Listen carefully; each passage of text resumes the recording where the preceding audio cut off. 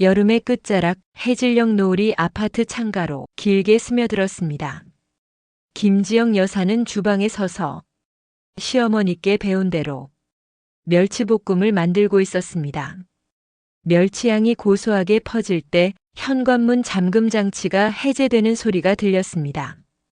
엄마 다녀왔습니다. 딸 서윤이 지친 기색 없이 밝은 목소리로 인사했습니다. 서윤의 옆에 선 사위 민준도 환한 미소를 지으며 꾸벅 고개를 숙였습니다. 어머니, 제가 도와드릴 일 없으세요? 서윤이 오늘 야근까지 해서 많이 힘들 텐데요. 민주는 언제나 이렇게 다정하고 살가운 사위였습니다. 지영은 그런 사위를 볼 때마다 전생에 나라를 구했나 싶을 정도로 마음이 놓이곤 했습니다. 결혼 3년 차에 접어든 딸 부부의 금실은 여전히 좋아 보였고 서로를 배려하는 모습을 볼 때면 지영의 마음도 따뜻해졌습니다.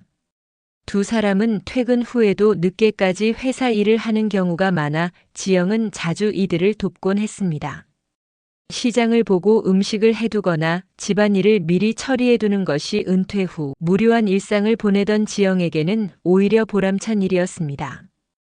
딸 부부의 행복한 모습은 지영에게 큰 낙이었고 이들이 언젠가 예쁜 손주를 안겨줄 날을 상상하며 혼자 미소 짓곤 했습니다. 그날도 딸 부부가 잠든 새벽 지영은 조용히 서재로 들어가 밀린 청소를 했습니다. 늘 깔끔하게 정돈된 서재였지만 책상 아래 구석에 놓인 택배 상자 하나가 지영의 시선을 사로잡았습니다. 상자에는 고급견 사료 명품 브랜드 5kg이라고 인쇄된 스티커가 붙어 있었습니다. 지영은 고개를 갸웃거렸습니다.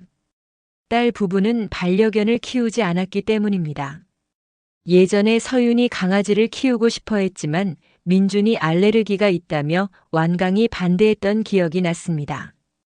그래서 서윤은 아쉬워하면서도 포기했었는데 갑자기 웬 개사료인지 의아했습니다. 처음에는 단순히 잘못 배달된 물건이거나 아니면 민준이 회사 동료를 위해 잠시 맡아놓은 물건일 거라 생각했습니다. 하지만 상자에서 느껴지는 미묘한 위화감은 지영의 마음을 묘하게 불편하게 만들었습니다. 상자가 생각보다 무겁고 뭔가 사료 이외의 것이 들어있는 것 같은 느낌이었습니다. 다음 날 아침 지영은 상자에 대해 묻지 않으려 노력했습니다. 괜히 예민하게 굴었다가 오해를 살 수도 있다고 생각했기 때문입니다. 사위는 평소처럼 상냥하게 아침 인사를 건네고 출근 준비를 했습니다. 어머니, 오늘 저녁에 좀 늦을 것 같아요. 회사에 급한 프로젝트가 있어서요. 민준의 말에 지영은 고개를 끄덕였지만 마음 한구석에선 뭔가 석연치 않은 기분이 들었습니다. 며칠이 지나도 상자는 여전히 그 자리에 있었습니다. 혹시 유통기한이 지난 사료를 주려는 건가? 쓸데없는 걱정이 꼬리를 물었습니다. 지영은 상자를 만져보며 무게를 가늠해 보았습니다. 5kg치고는 너무 무거웠고 흔들어 보니 사료가 아닌 다른 물건들이 들어있는 소리가 났습니다. 결국 지영은 조심스럽게 상자를 열어보았습니다. 순간 지영의 눈이 휘둥그레졌습니다. 사료 포장지는 맨 위에 얇게 깔려 있을 뿐이었고 그 아래에는 빳빳한 종이 영수증들과 함께 영롱한 색을 자랑하는 명품 핸드백과 의류가 가득 담겨 있었습니다. 루이비통 핸드백, 에르메스 스카프, 구찌 벨트. 지영이 평생 구경조차 해보지 못한 명품들이 상자 안에 빼곡히 들어 있었습니다. OKG 사료 상자에 담기에는 너무나도 무거운 진실이었습니다. 지영의 심장이 발밑까지 쿵 하고 떨어지는 것 같았습니다. 마치 자신이 전혀 알지 못했던 낯선 세상의 문을 열어버린 기분이었습니다. 지영의 손이 떨리기 시작했습니다. 이게 대체 뭐지? 왜 사위가 이런 값비싼 물건들을 숨겨놓은 거야? 상자를 다시 조심스럽게 닫으면서도 지영의 머릿속에는 온갖 의혹들이 소용돌이치기 시작했습니다. 혹시 민준이 회사 돈을 횡령한 건 아닐까? 아니면 다른 불법적인 일에 연루된 건 아닐까? 점심 식사 중 지영은 사위에게 상자에 대해 물었습니다. 민준아, 서재에 있는 그 상자는 뭐야? 그게 사료 같은데 너희 반려견 안 키우잖아. 사위는 순간 얼굴이 굳어졌지만 이내 평소처럼 능청스럽게 웃으며 답했습니다. 아, 어머니. 그거요? 회사 후배가 잠시 맡아달라고 해서요. 자기 집 보수 공사 때문에 임시로 맡겨놓은 거예요. 민주는 능숙하게 변명을 둘러댔지만 그의 눈빛은 흔들리고 있었습니다. 원래 며칠 전에 가져가기로 했는데 공사가 길어져서 내가 곧 갖다 주려고 했는데 깜빡했네요. 민주는 식사를 마치자마자 상자를 들고 황급히 서재로 향했습니다. 지영은 사위의 뒷모습을 보며 묘한 불안감을 느꼈습니다. 왜 서둘러 숨기려고 한 거지? 단순한 물건이라면 그렇게 당황할 필요가 있나?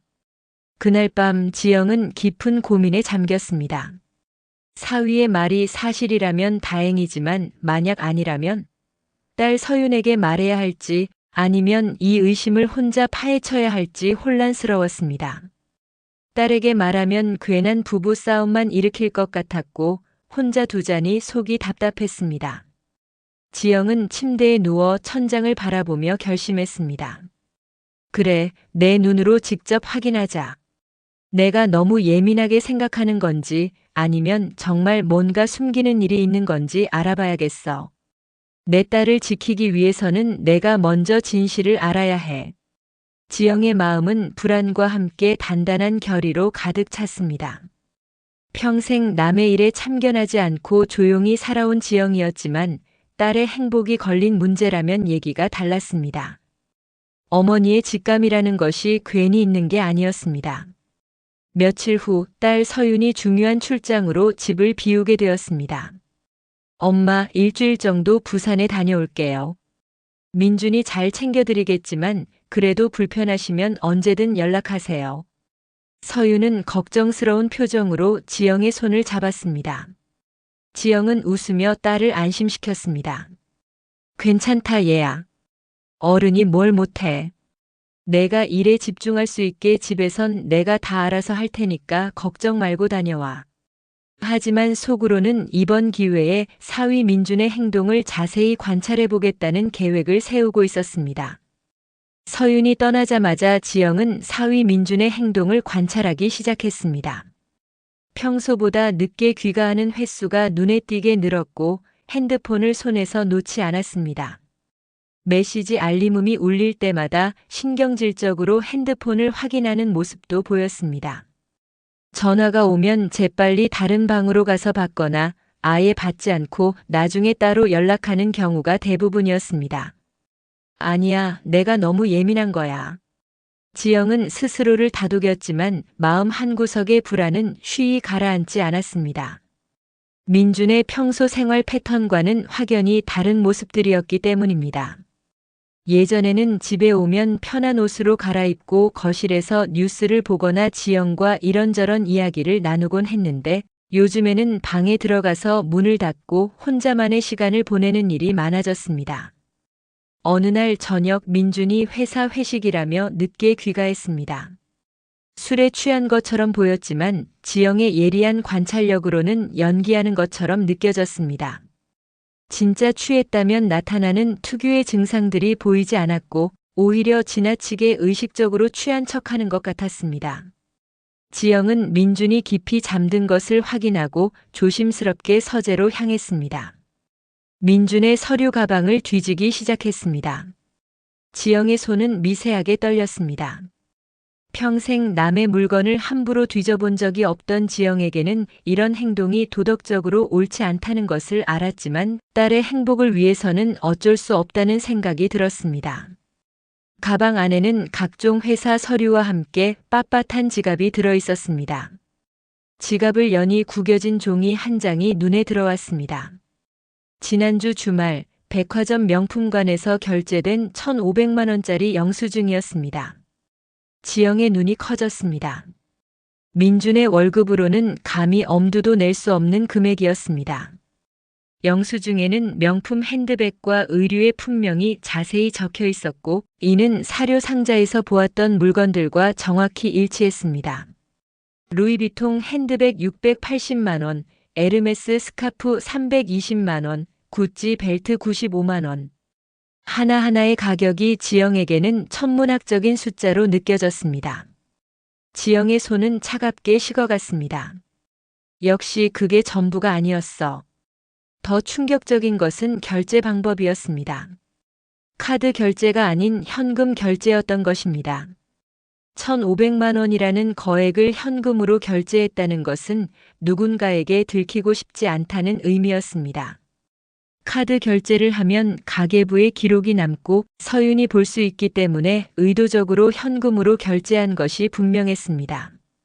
영수증 아래에는 영화 티켓 2장이 있었습니다. 날짜는 지난주 토요일 저녁이었고 영화 제목은 최근 흥행했던 로맨틱 코미디 영화였습니다. 민주는 평소 그런 장르를 유치하다고 싫어했습니다. 여자들이나 보는 영화라며 코웃음을 치곤 했던 사람이 웬 로맨틱 영화를 보러 갔다는 것일까요? 2장의 티켓은 혼자만의 시간을 보낸 게 아니라는 뜻이겠지. 지영의 머릿속에 차가운 계산기가 돌아갔습니다. 누군가와 함께 영화를 본 것이고 그 누군가에게 1,500만 원어치의 명품을 선물했다는 뜻이었습니다. 그리고 그 누군가는 당연히 서윤이 아니었습니다. 서윤이라면 굳이 숨길 이유가 없었기 때문입니다. 지영은 영수증과 영화 티켓을 사진으로 찍어두고 조심스럽게 가방에 넣어두었습니다. 손이 너무 떨려서 몇 번이나 사진을 다시 찍어야 했습니다. 이런 증거들을 찾고 있는 자신의 모습이 초라하고 비참하게 느껴졌지만 동시에 진실에 한 걸음 더 가까워졌다는 안도감도 들었습니다. 그리고 다음 날 아침 지영은 민준이 출근한 후 아파트 경비실로 향했습니다. 경비원 박 씨와는 평소에도 안면이 있는 사이라 자연스럽게 말을 걸 수 있었습니다. 박 아저씨 안녕하세요. 우리 민준이가 요즘 회사 일이 많이 바쁜가 봐요. 매일 늦게 들어와서 걱정입니다. 지영은 최대한 걱정하는 어머니의 얼굴을 연기하며 말했습니다. 박 경비원은 잠시 생각하더니 무심코 대답했습니다. 글쎄요, 워낙 입주민이 많아서 다 기억하진 못하지만. 박 씨는 잠시 머뭇거리다가 말을 이어갔습니다. 그런데 사모님 사위분은 며칠 전부터 젊은 아가씨랑 같이 다니는 걸 몇 번 봤네요. 둘이 아주 다정해 보이던데. 어깨 동무도 하고 손도 잡고.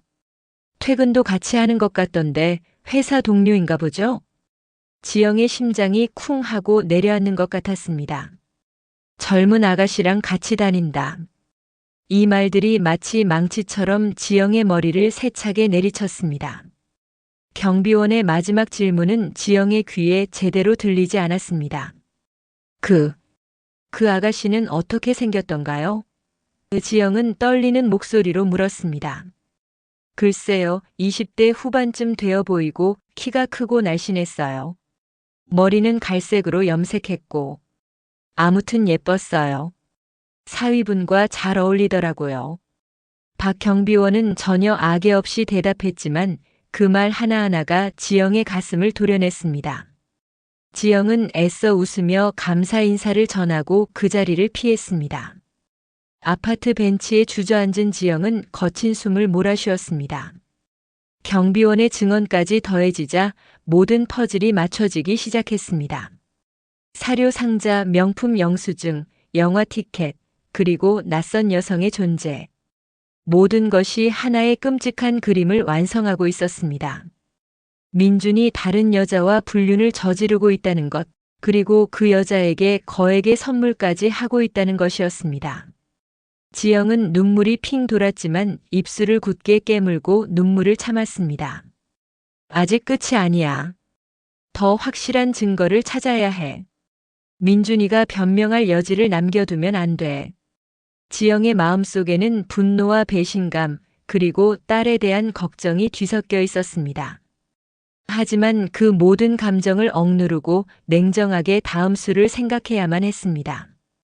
지영은 사위 민준의 불륜을 확신했지만 딸에게는 차마 현재의 증거들을 내밀 수 없었습니다. 영수증이나 영화 티켓만으로는 사위가 변명할 여지를 남겨둘 수 있기 때문이었습니다. 그냥 회사 선후배끼리 밥 한 번 먹고 영화 본 것뿐이다. 선물은 회사 공용 물건을 대신 구매한 것이다라고 둘러대면 그만일 것이었습니다.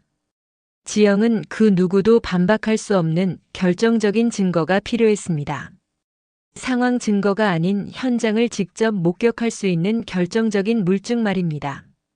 한참을 고민하던 지영의 눈에 거실 테이블 위에 놓인 사위의 차 키가 들어왔습니다. 그 순간 번개처럼 한 가지 생각이 머리를 스치고 지나갔습니다. 바로 블랙박스였습니다. 요즘 차에는 모두 달려있다는 그것. 차 안에서 일어나는 모든 일을 녹화하고 녹음해준다는 이야기를 텔레비전 뉴스에서 본 기억이 났습니다. 교통사고 때 증거로 쓰이기도 하고 때로는 범죄 수사에도 활용된다고 했습니다. 만약 민준이가 그 여자와 차를 함께 타고 다녔다면 블랙박스 안에는 모든 진실이 담겨 있을지도 몰라. 지영의 심장이 다시 뛰기 시작했습니다. 하지만 동시에 걱정도 들었습니다. 지영은 평생 기계와는 담을 쌓고 살아온 사람이었습니다. 핸드폰조차 전화 받고 걸기 정도만 할 줄 알았고 컴퓨터는 아예 만져본 적도 없었습니다. 블랙박스라는 것이 차 어디에 붙어 있는지, 그 안에 담긴 영상을 어떻게 꺼내 보는지 전혀 알지 못했습니다. 자칫 잘못 만졌다가 소중한 증거를 전부 날려버릴 수도 있는 노릇이었습니다. 고민 끝에 지영은 아랫집에 사는 젊은 세대에게 도움을 청하기로 했습니다. 402호에 사는 김태민 씨는 30 초반의 IT 회사 직원으로 평소 엘리베이터에서 마주치면 늘 상냥하게 인사를 건네던 마음씨 착한 사람이었습니다. 지영은 최대한 자연스러운 시나리오를 머릿속으로 짜기 시작했습니다. 우리 사위 차 운전하는 모습을 손주에게 보여주고 싶다는 핑계였습니다. 물론 손주도 없었지만 젊은 사람들은 그런 세부 사항까지 묻지 않을 거라고 생각했습니다. 다음 날 오후 지영은 김태민 씨의 집 초인종을 눌렀습니다. 태민 씨, 안녕하세요. 갑자기 찾아와서 죄송해요. 문을 연 태민의 얼굴에는 의아한 표정이 스쳤지만 이내 환한 웃음을 지었습니다. 어머니, 안녕하세요. 무슨 일이세요? 그게 좀 부탁할 일이 있어서요. 우리 사위 차에 그게 뭐라고 하지? 블랙박스? 그런 게 달려있잖아요. 거기서 영상을 빼내고 싶은데 저는 기계치라서 도무지 모르겠더라고요. 지영은 조심스럽게 말을 꺼냈습니다. 아, 블랙박스 영상 말씀하시는 거예요? 그건 아주 간단해요. 어머니, 혹시 무슨 사고라도 나신 건가요? 태민이 걱정스럽게 물었습니다. 지영은 미리 준비한 대답을 늘어놓았습니다. 아니에요, 사고는 아니고. 우리 사위가 운전 실력이 좋다고 자랑을 워낙 많이 해서 한번 영상으로 찍어서 친구들한테 보여주고 싶어서요. 요즘 젊은 사람들은 다 그렇게 한다면서요? 지영의 능청스러운 연기가 통했는지 태민은 활짝 웃으며 고개를 끄덕였습니다. 아, 그런 거라면 정말 쉬워요. 제가 금방 해드릴게요. 어머니, 차 키만 가져오시면 돼요. 지영과 태민은 함께 지하 주차장으로 내려갔습니다. 태민은 아주 능숙한 솜씨로 민준의 차 룸미러 뒤에 붙어있는 작은 장치에서 SD카드를 뽑아냈습니다. 이게 블랙박스예요. 여기서 이 카드를 빼내면 짜잔! 여기에 모든 영상이 들어있어요. 그리고는 자신의 집으로 지영을 안내했습니다. 어머니, 잠깐만 앉아 계세요. 제 노트북으로 영상 옮겨드릴게요. 태민이 노트북에 SD카드를 꽂고 무언가를 조작하는 동안 지영은 심장이 터질 것 같은 긴장감에 마른 침만 꿀꺽 삼켰습니다. 제발 무언가 남아있기를. 민준이가 치밀하게 영상을 지우는 성격이 아니기만을. 지영은 간절히 바랐습니다. 몇 분 후 태민은 작은 USB 하나를 지영에게 건네며 말했습니다. 여기 최근 일주일치 영상 전부 담아드렸어요. 컴퓨터에 꽂아서 보시면 돼요. 파일 이름이 날짜별로 되어 있으니까 찾기 쉬울 거예요. 지영은 연신 고맙다고 인사하며 집으로 돌아왔습니다. 손에 들린 작고 가벼운 USB 안에 어쩌면 한 가정을 송두리째 무너뜨릴 수도 있는 무서운 진실이 담겨 있을지도 모른다는 생각에 온몸에 소름이 돋았습니다. 동시에 마침내 결정적인 증거를 손에 넣을 수 있다는 기대감도 있었습니다. 집으로 돌아온 지영은 떨리는 손으로 서재에 있는 노트북을 켰습니다. 서윤이 가끔 인터넷 쇼핑을 할 때 쓰던 것이었습니다. 부팅되는 시간이 영원처럼 길게 느껴졌습니다. 마침내 바탕 화면이 나타나고 지영은 심호흡을 한 번 한 뒤 USB를 노트북에 꽂았습니다. 폴더를 열어보니 날짜별로 정리된 영상 파일들이 쭉 나열되어 있었습니다. 지영은 가장 최근 날짜의 영상 파일부터 차례대로 재생하기 시작했습니다. 처음 몇 개의 영상은 별다른 내용이 없었습니다. 민준이 혼자 운전하며 라디오를 듣거나 회사 동료와 통화하는 내용이 전부였습니다. 혹시 내가 괜히 의심만 한 건 아닐까? 실망감이 밀려오려던 바로 그 순간이었습니다. 사흘 전 저녁 시간대 영상 파일을 클릭하자 지영의 눈을 의심하게 만드는 장면이 펼쳐졌습니다. 익숙한 회사 건물 앞에서 민준이 차를 세우고 조수석 문을 열어주자 한점고 화사한 옷차림의 낯선 여자가 올라탔습니다. 경비원이 묘사했던 바로 그 여자였습니다. 갈색 머리에 키가 크고 날씬한 스타일, 20대 후반으로 보이는 예쁜 얼굴. 오빠, 오늘 영화 진짜 재밌었어요. 그치? 여자는 아주 자연스럽게 민준의 팔짱을 끼며 웃었습니다. 그 목소리는 상당히 젊고 애교가 넘쳤습니다. 민준의 대답하는 목소리는 평소 서윤에게 들려주던 무뚝뚝한 톤이 아닌 꿀이 뚝뚝 떨어지는 다정한 목소리였습니다. 그래, 내가 좋아해서 나도 좋았어. 다음에는 뭘 보고 싶어? 민준은 운전하면서도 계속 룸미러로 여자를 쳐다보며 웃고 있었습니다. 지영은 그런 민준의 모습을 한 번도 본 적이 없었습니다. 서윤과 함께 있을 때조차 이렇게 다정한 표정을 지어본 적이 없었습니다. 어머 오빠, 오늘 선물까지 사줘서 고마워요. 이 가방 진짜 예뻐요. 친구들이 보면 깜짝 놀랄 거예요. 여자가 옆자리에서 명품 가방을 들어 보이며 좋아하는 소리가 선명하게 녹음되어 있었습니다. 바로 지영이 사료 상자에서 발견했던 그 루이비통 가방이었습니다. 하나야, 더 예쁜 거 사주고 싶은데. 나도 여건이 있잖아. 조금만 더 기다려줘. 민준의 목소리에는 미안함과 애절함이 담겨 있었습니다. 하나라는 이름을 부르는 민준의 목소리는 너무나도 다정했습니다. 영상의 마지막 부분은 지영을 더욱 경악하게 만들었습니다. 아파트 지하 주차장에 차를 세운 두 사람은 바로 내리지 않았습니다. 민준은 주변을 한번 휙 둘러보더니 이내 조수석 쪽으로 몸을 기울여 여자의 입술을 거칠게 탐하기 시작했습니다. 오빠, 여기서는 안 돼요. 누가 볼까 봐. 여자는 부끄러워하면서도 민준의 품에서 벗어나려 하지 않았습니다. 괜찮아.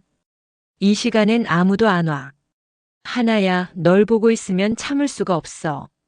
민준의 음성이 블랙박스 마이크에 또렷하게 녹음되어 있었습니다. 두 사람은 한참 동안이나 차 안에서 서로를 부둥켜 안고 애정 행각을 벌였습니다. 블랙박스 카메라가 그 모든 순간을 적나라하게 담아내고 있었습니다. 민준이 여자의 목을 어루만지고 여자가 민준의 셔츠 단추를 만지작거리는 모습까지 선명하게 보였습니다. 지영은 더 이상 볼 수 없어서 억하는 비명을 지르며 노트북을 닫아버렸습니다. 온몸이 부들부들 떨리고 구역질이 치밀어 올랐습니다. 제 딸의 남편이, 그 믿음직하던 사위가 낯선 여자와 저런 추악한 짓을 벌이고 있었다는 사실이 도저히 감당이 되지 않았습니다. 지영은 화장실로 뛰어가 실제로 토해버렸습니다. 메스꺼움이 가라앉지 않아 한참을 변기에 엎드려 있었습니다. 하나. 이 하나라는 게 분명해. 그리고 민준이는 완전히 그 여자에게 빠져 있어. 우리 서윤이는 아무것도 모르고. 지영의 눈에서 분노의 눈물이 흘러내렸습니다.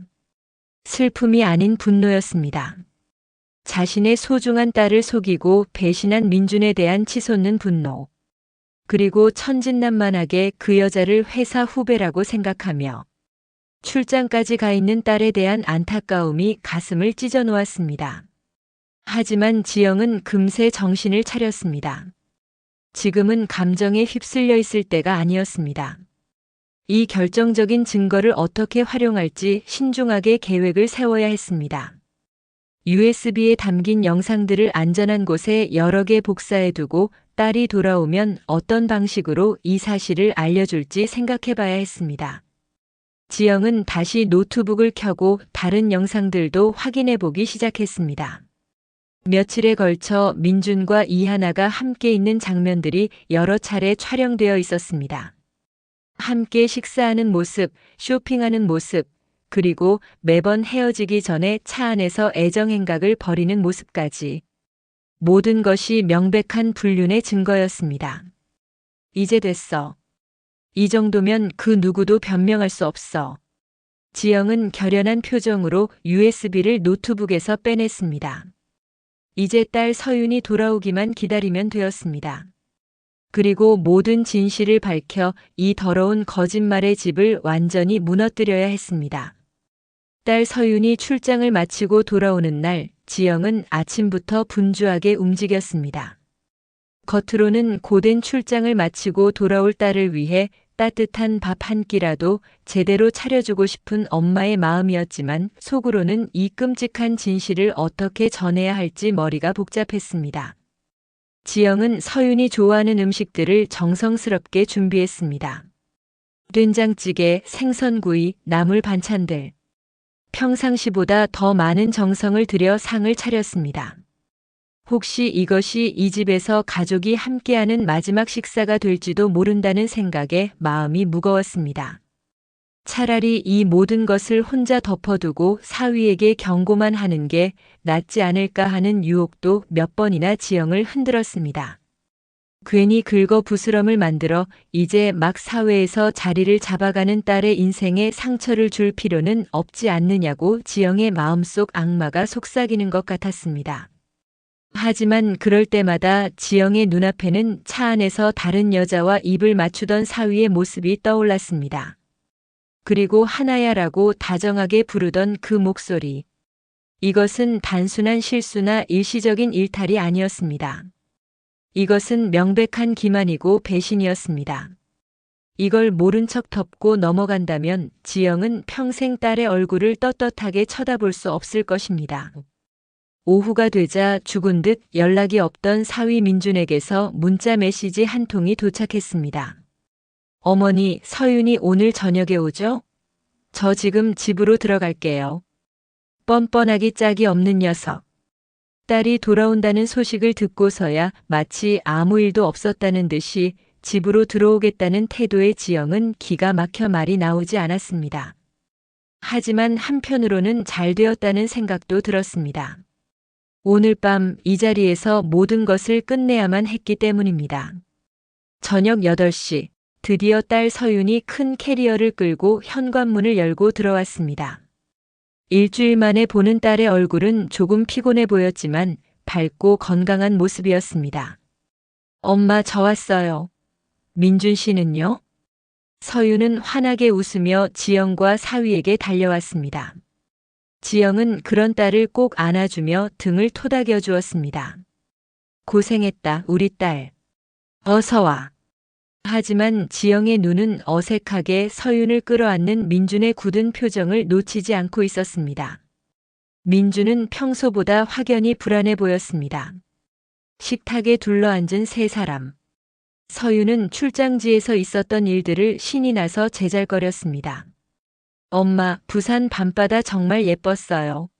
사진도 많이 찍어왔는데 나중에 보여드릴게요. 그리고 거래처 사람들도 다 좋았고 계약도 잘 성사되었어요. 서윤의 밝은 웃음소리와 즐거운 이야기들이 폭풍전의 고요함처럼 느껴졌습니다. 지영은 그런 딸을 보며 가슴이 아팠습니다. 저렇게 순수하고 행복한 표정을 언제까지 지을 수 있을까? 한참을 신나게 이야기하던 서윤이 문득 무언가 생각났다는 듯 사위를 보며 말했습니다. 아, 맞다. 여보, 나 없는 동안 회사 후배 하나한테 부탁했었어. 내 팀의 이하나 씨라고. 혹시 뭔가 급한 일 있으면 도와달라고. 순간 지영과 민준의 표정이 동시에 굳어졌습니다.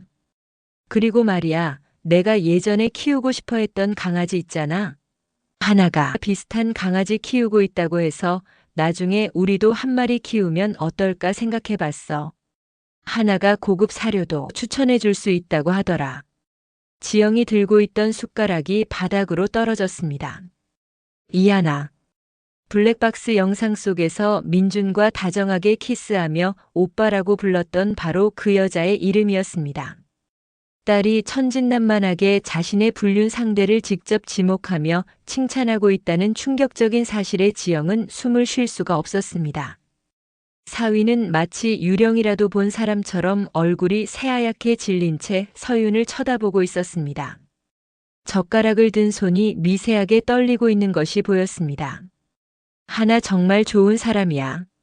나보다 2살 어린데도 일 진짜 잘하고 성격도 밝고. 여보도 회사에서 한 번 본 적 있지? 어떤 것 같아? 서윤이 무심코 묻자 민주는 더욱 당황한 표정을 지었습니다. 아, 글쎄. 잘 모르겠어. 별로 신경 안 써봤는데. 민준의 대답은 어색하기 짝이 없었습니다. 지영은 더 이상 참을 수 없었습니다. 이 순간을 더 끌면 자신이 폭발해버릴 것 같았습니다. 굳은 얼굴로 자리에서 일어나 딸의 손목을 잡고 안방으로 이끌었습니다. 서윤아, 잠시 나 좀 보자. 할 말이 있어. 갑작스러운 어머니의 행동에 서윤은 당황한 표정으로 지영을 올려다보았습니다. 엄마, 무슨 일이에요? 갑자기 왜 그러세요? 안방 문을 닫자 거실의 무거운 공기와는 다른 둘만의 공간이 만들어졌습니다. 지영은 떨리는 손으로 딸의 머리를 쓰다듬었습니다. 우리 딸 많이 피곤하지? 먼 길 오느라 고생 많았어. 지영의 눈에는 저도 모르게 눈물이 그렁그렁 맺히기 시작했습니다. 서윤은 어머니의 이상한 행동에 더욱 의아해했습니다. 엄마, 왜 그래요? 무슨 일 있어요? 지영은 깊은 숨을 쉰 후 준비해온 증거물들을 하나씩 딸 앞에 내밀기 시작했습니다. 먼저 명품 사료 상자에서 나온 물건들의 사진, 그 다음 백화점 영수증, 영화 티켓, 그리고 마지막으로 USB를 꺼냈습니다. 서윤아, 엄마가 지금 보여주는 것들을 차근차근 보렴. 그리고 마음의 준비를 해야 해. 지영의 목소리는 떨리고 있었지만 단단했습니다. 서윤은 처음에는 이해하지 못한 표정이었습니다. 엄마, 이게 뭐예요? 왜 갑자기? 노트북 켜봐. USB에 있는 영상을 보면 모든 걸 알 수 있을 거야. 지영의 말에 서윤은 영문도 모른 채 노트북을 켰습니다. USB를 꽂고 영상을 재생하기 시작한 순간 서윤의 표정이 서서히 변해갔습니다. 처음에는 의아함, 그 다음에는 믿을 수 없다는 표정, 그리고 마침내 모든 것을 이해했을 때는 절망과 분노가 뒤섞인 참담한 표정이었습니다. 오빠, 오늘 영화 진짜 재밌었어요. 그치? 영상 속 이하나의 목소리가 방 안에 울려 퍼질 때 서윤의 얼굴은 하얗게 질렸습니다. 그리고 민준과 이하나가 키스하는 장면이 나왔을 때 서윤은 아니야. 아니야. 하며 고개를 저었습니다. 하지만 영상은 가차 없었습니다. 모든 것이 명백한 불륜의 증거였습니다. 모든 증거가 딸의 눈앞에 드러나자 서윤의 얼굴은 하얗게 질렸고 온몸이 돌처럼 굳어버렸습니다. 그리고 마침내 참았던 눈물이 폭포수처럼 쏟아져 내리기 시작했습니다. 아흐! 엄마! 서윤은 아이처럼 목 놓아 울기 시작했습니다. 그 울음소리에는 배신감, 절망감, 그리고 자신의 어리석음에 대한 자책이 모두 뒤섞여 있었습니다. 자신이 그토록 믿었던 남편과 순수하게 믿었던 후배에게 동시에 배신당했다는 사실이 서윤의 세상을 송두리째 무너뜨리고 있었습니다. 내가 얼마나 바보였을까요? 하나 언니를 그렇게 좋은 사람이라고 생각했는데, 민준이를 그렇게 믿었는데, 서윤의 목소리는 오열로 인해 제대로 나오지 않았습니다. 지영은 아무 말 없이 다가가 딸의 가녀린 어깨를 꼭 끌어안았습니다. 울어라, 서윤아. 실컷 울어. 다 울고 나면 괜찮아질 거야. 지영은 그저 딸의 등을 토닥여주는 것밖에는 할 수 있는 일이 없었습니다. 하지만 지영의 품에 안긴 딸을 보며 가슴이 찢어지는 것 같았습니다. 서윤은 한참을 울었습니다. 그동안 쌓였던 모든 감정들이 한꺼번에 터져 나오는 것 같았습니다. 남편에 대한 믿음, 행복했던 결혼 생활, 그리고 미래에 대한 모든 꿈들이 한순간에 물거품이 되어버렸습니다. 얼마나 울었을까? 마침내 서윤의 울음소리가 조금씩 잦아들었습니다. 서윤은 퉁퉁 부은 눈으로 지영을 올려다보았습니다. 그리고는 지영의 손을 꼭 잡으며 말했습니다. 엄마, 저 이제 어떻게 해야 해요? 너무 무서워요. 모든 게 다 끝난 것 같아요. 제 인생이 완전히 망가져 버렸어요. 서윤의 목소리에는 깊은 절망감이 배어 있었습니다. 지영은 그런 딸의 눈을 똑바로 마주보며 아주 단호하고 힘있는 목소리로 말했습니다. 아니, 끝나지 않았어. 이제 시작이야. 지영의 말에 서윤의 눈빛이 흔들렸습니다. 지영은 딸의 두 손을 더욱 굳게 잡았습니다. 서윤아, 잘 들어. 너는 지금 이 순간부터 절대 피해자가 아니야. 저것들한테 인생을 망친 불쌍한 여자가 되어서는 안 돼. 너는 이 모든 것을 바로잡고 저 두 인간에게 죗값을 치르게 할 심판자가 되어야 해. 심판자요?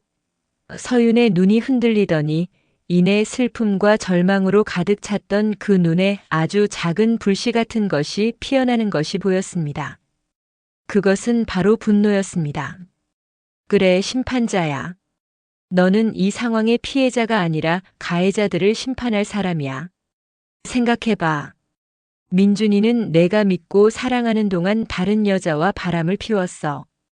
그것도 내가 출장 간 사이에 대놓고 데이트하고 비싼 선물까지 사줬어. 이하나라는 여자는 내 후배라는 신분을 이용해서 내 남편을 유혹했고 너에게는 거짓말로 일관했어. 지영의 말을 들으며 서윤의 표정이 서서히 변하기 시작했습니다. 절망에서 분노로, 분노에서 단단한 결의로 바뀌어 가고 있었습니다. 엄마 말이 맞아요. 저 이렇게 바보같이 당하고만 있지 않을 거예요. 절대로요. 서윤의 목소리는 아직 떨리고 있었지만 그 안에는 이전에는 없었던 단단한 심지가 박혀 있었습니다. 그럼 이제 어떻게 할지 계획을 세워보자. 감정적으로 행동하면 안 돼. 냉정하고 치밀하게 접근해야 해. 지영은 딸의 손을 잡고 책상 앞에 앉았습니다. 그날 밤 지영과 서윤은 밤이 새도록 함께 있었습니다.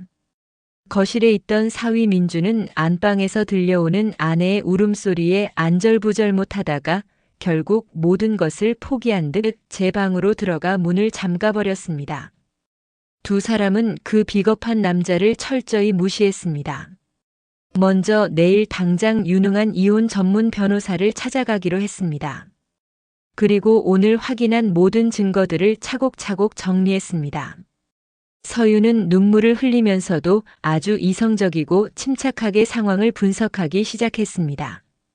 엄마, 그냥 이혼만 하고 끝내지는 않을 거예요.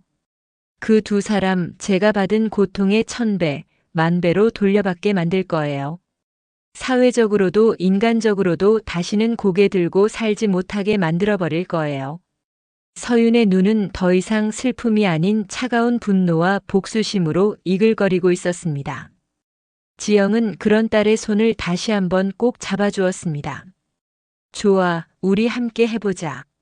하지만 성급하게 행동하면 안 돼. 철저하게 준비해서 완벽하게 복수해야 해. 지영과 서윤은 밤새도록 복수 계획을 세웠습니다. 단순히 이혼만 하는 것이 아니라 민준과 이하나 모두에게 사회적 매장을 가하는 것이 목표였습니다.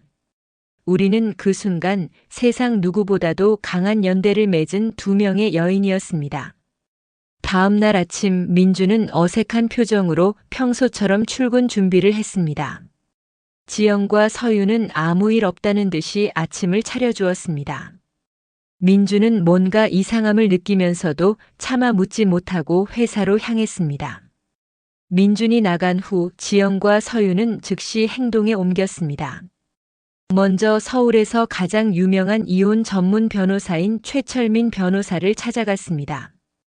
블랙박스 영상과 모든 증거 자료를 보여주자 최 변호사는 고개를 끄덕였습니다. 이 정도 증거면 이혼 소송에서 절대 유리합니다. 위자료도 상당히 많이 받을 수 있고요. 하지만 부인께서 원하시는 것은 단순한 이혼이 아닌 것 같은데. 서유는 단호한 표정으로 대답했습니다. 네, 저는 그 두 사람이 완전히 사회적으로 매장되기를 원합니다. 법적으로 가능한 모든 방법을 동원하고 싶어요. 최 변호사는 잠시 생각하더니 말했습니다. 그렇다면 민사소송도 함께 진행하는 게 좋겠네요. 남편뿐만 아니라 이하나 씨에게도 정신적 피해 배상금을 청구할 수 있습니다. 그리고 변호사는 목소리를 낮추며 말을 이어갔습니다. 만약 회사 내부에서의 부적절한 관계를 입증할 수 있다면 직장 내 성희롱이나 업무 태만으로도 고발이 가능합니다. 특히 회사 자금으로 개인적인 선물을 구매했다면 더욱 문제가 될 수 있고요. 서윤의 눈이 번뜩였습니다. 회사 자금으로요? 네, 1,500만 원이라는 거액을 현금으로 결제했다는 것이 의심스럽거든요. 보통 개인이 그런 거액의 현금을 갖고 다니지는 않죠. 혹시 회사 공금을 유용했을 가능성도 있습니다. 지영과 서유는 서로를 바라보며 미소를 지었습니다. 복수의 그림이 점점 더 크게 그려지고 있었습니다. 변호사 사무실을 나온 후 서유는 회사 격리팀에 있는 친한 선배에게 연락을 취했습니다. 언니, 저 좀 도와주실 수 있어요? 민준이 최근에 회사 법인카드 사용 내역 좀 확인해 보고 싶은데. 격리팀 선배는 처음에 난색을 표했지만 서윤이 간곡히 부탁하자 몇 일 후 내역을 전해주었습니다. 결과는 충격적이었습니다. 민준이 법인카드로 1,500만 원을 인출한 기록이 명확히 남아 있었고 그 명목은 거래처 접대비였습니다. 이제 횡령 혐의까지 추가됐네. 서유는 차가운 미소를 지었습니다. 동시에 서유는 이하나에 대한 정보도 수집하기 시작했습니다. SNS를 통해 이하나의 일상을 관찰하고 회사 내에서의 평판도 알아보았습니다. 이하나는 예쁘고 능력 있는 직원으로 통했지만 동시에 기혼 남성들과의 스캔들이 종종 있었다는 소문도 있었습니다. 이 여자 나만 당한 게 아니네. 서유는 이하나의 다른 피해자들도 있을 것이라고 확신했습니다. 일주일 후 서유는 회사에서 평소와 다름없이 행동했습니다. 이하나에게도 여전히 친근하게 대했고 민준에게도 티내지 않았습니다. 하지만 속으로는 치밀하게 증거를 수집하고 있었습니다. 하나야, 고마워. 출장 동안 정말 도움이 많이 됐어. 서유는 이하나의 어깨에 손을 올리며 웃었습니다. 언니 뭘요? 당연한 거죠. 이하나는 여전히 천연덕스럽게 대답했습니다. 자신의 불륜이 이미 탄로났다는 사실을 전혀 모르고 있었습니다. 서유는 이하나와 대화하는 모든 내용을 핸드폰으로 녹음했습니다. 이하나가 민준에 대해 어떻게 말하는지, 자신에 대해서는 어떤 태도를 보이는지 모든 것을 기록했습니다. 그리고 마침내 결정적인 순간이 왔습니다. 서유는 이하나에게 일부러 민준과의 관계에 대해 떠보는 질문을 던졌습니다. 하나야, 너 우리 민준이 어떻게 생각해? 회사에서 보기에 괜찮은 남자야? 이하나는 순간 당황했지만 이내 태연하게 대답했습니다. 글쎄요, 나쁘지 않은 것 같은데요. 언니가 좋은 남편 만난 것 같아요. 하지만 서유는 이하나의 미세한 표정 변화를 놓치지 않았습니다. 죄책감과 당황감이 섞인 그 표정을 핸드폰 카메라로 몰래 촬영했습니다. 그래. 그런데 요즘 민준이가 조금 이상해. 전에 없이 늦게 들어오고 핸드폰도 자꾸 확인하고. 혹시 회사에서 무슨 일 있나? 서유는 점점 더 직접적인 질문을 던졌습니다. 이하나의 얼굴이 점점 더 굳어갔습니다. 아, 아닐걸요? 저는 잘 모르겠는데. 하나야, 너 혹시 뭔가 아는 거 있어? 친구로서 말해줘. 나 정말 걱정되거든. 서유는 애절한 표정을 지으며 이하나의 손을 잡았습니다. 그 순간 이하나의 눈에 순간적으로 죄책감이 스쳐 지나갔습니다. 하지만 이내 고개를 저으며 발뺌했습니다. 정말 모르겠어요, 언니. 아무것도. 서유는 속으로 차가운 미소를 지었습니다. 이제 됐어. 충분해. 이하나의 거짓말과 연기하는 모습까지 모두 증거로 확보했습니다. 드디어 D-Day가 왔습니다. 서유는 모든 준비를 마쳤습니다. 법적 서류, 증거자료 그리고 가장 중요한 블랙박스 영상까지 모든 것이 완벽했습니다. 그날 아침 서유는 평소와 다름없이 출근했습니다. 하지만 가방 안에는 폭탄과도 같은 서류들이 들어있었습니다. 회사에 도착하자마자 서유는 인사팀장과 면담을 요청했습니다. 부장님, 긴급히 상의드릴 일이 있습니다. 서유는 침착한 목소리로 말했습니다. 인사팀장 앞에서 서유는 모든 증거를 공개했습니다. 민준과 이하나의 불륜 영상, 회사 공금 횡령 증거, 그리고 직장 내 부적절한 관계에 대한 모든 자료들이 테이블 위에 펼쳐졌습니다. 이것은 단순한 개인적인 문제가 아닙니다. 회사 공금을 유용한 횡령 사건이며 직장 내에서의 부적절한 관계로 인한 업무 환경 파괴 사건입니다. 서윤의 목소리는 흔들림이 없었습니다. 인사팀장은 자료를 보며 경악했습니다. 에이, 이것이 사실입니까? 네, 모든 증거가 확실합니다. 저는 이 사건에 대해 회사 차원의 조치를 요구합니다. 그리고 개인적으로는 민사소송과 형사고발을 진행할 예정입니다. 같은 시각 지영은 민준이 다니는 회사로 향했습니다. 손에는 모든 증거 자료의 복사본과 함께 회사 대표이사에게 보내는 고발장이 들어있었습니다. 지영은 직접 CEO 비서실을 찾아가 자료를 전달했습니다. 이것은 귀하의 회사 직원인 김민준 씨의 횡령 및 직장 내 부적절한 관계에 대한 고발장입니다. 즉시 조사하여 주시기 바랍니다. CEO 비서는 황당한 표정으로 자료를 받아들었지만 내용을 확인한 후에는 표정이 굳어졌습니다. 특히 블랙박스 영상은 그 어떤 변명의 여지도 남기지 않았습니다. 오후 2시 회사 전체가 발칵 뒤집혔습니다. 민준과 이하나는 별도의 회의실로 불려가 조사를 받기 시작했습니다. 동시에 경리팀에서는 민준의 법인카드 사용 내역을 전면 재조사하기 시작했습니다. 김민준 씨, 이 영상에 대해 해명하시겠습니까? 인사팀장이 블랙박스 영상을 재생하자 민준의 얼굴은 하얗게 질렸습니다. 저는 민준은 아무 말도 할 수 없었습니다. 영상이 너무나도 명확했기 때문입니다. 다른 회의실에서는 이하나 역시 똑같은 영상을 보며 충격에 빠져 있었습니다. 이것은 어떻게? 이하나 씨, 이것이 사실입니까? 기혼자인 동료와 부적절한 관계를 맺었습니까? 이하나는 더 이상 부정할 수 없었습니다.